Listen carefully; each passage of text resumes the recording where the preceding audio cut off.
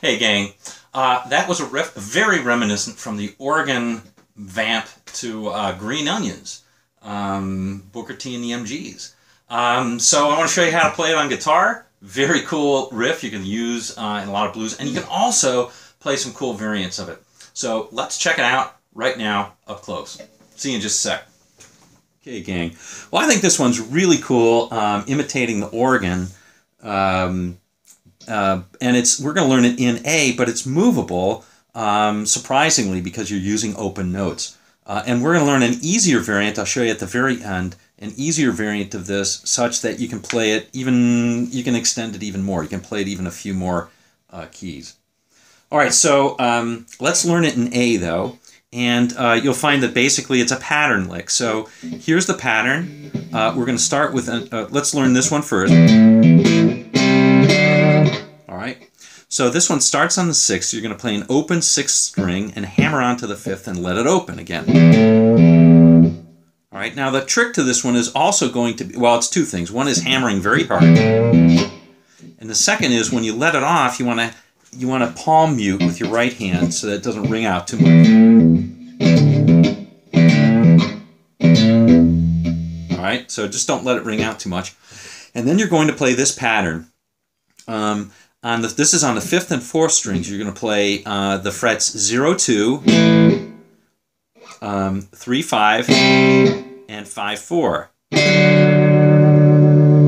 Okay, so you're playing on the 5th and 4th strings. Again, that's 0, 2, 3, 5, 5, 4. All right, and you play that a bunch of times.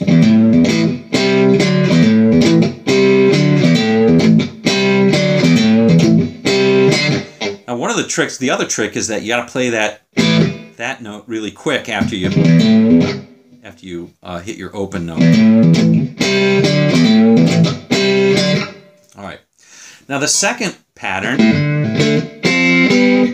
is exactly the same. You just shift it up a string, so you're playing on the 5, 4, and 3 strings instead of the 6, 5, and 4. So again.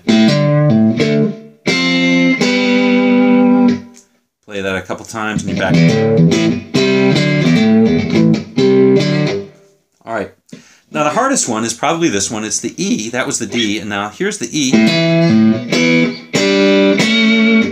Now the only part that's hard, the hammer-on is exactly the same thing. You're just moving it up 2 frets from the D, right? So you're playing on the 5th string, open, and hammering on the 7th and open again. And then you're playing on the 4th and 3rd strings respectively. You're playing the 2 and 4, 5 and 7, 7 and 6. So you just can't play that open first string or 4th string because you know, it's in E, it's not in D anymore. So you have to play this. Okay. So that's it. Those are the 3, and they're played in a typical blues sequence. And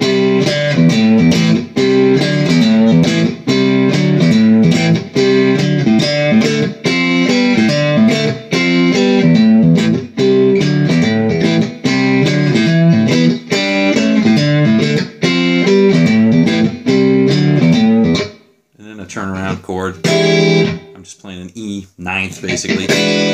Or you can play a 7th, whatever. Just play some variant of that. All right, and that's it. And surprisingly, you can move that to wherever you want to. So if you want to move it to B, for example, you just play the whole lick up here.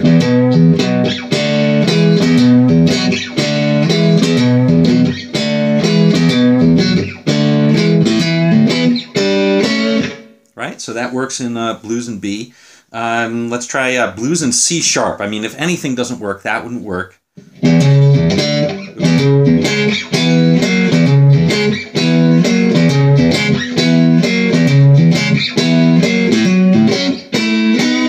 You see, it's working. That open note really doesn't hurt you that much.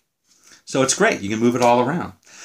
Finally, I want to show you one more thing that you can do, and it just kind of it makes it a little bit maybe funkier. You can hammer on twice every time instead of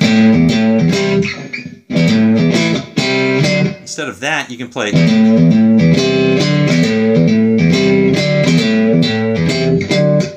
And that makes it really easy because then you can stay all in that one position. You have to shift it all. So you hammer on and pull off twice, and then you just play your pattern. That one right there, where you're playing. I guess in A you're going to play 5th string and 4th string, 3-5, and then 5-4. And what makes it nice is you actually have more movable options. You can actually go down a little bit.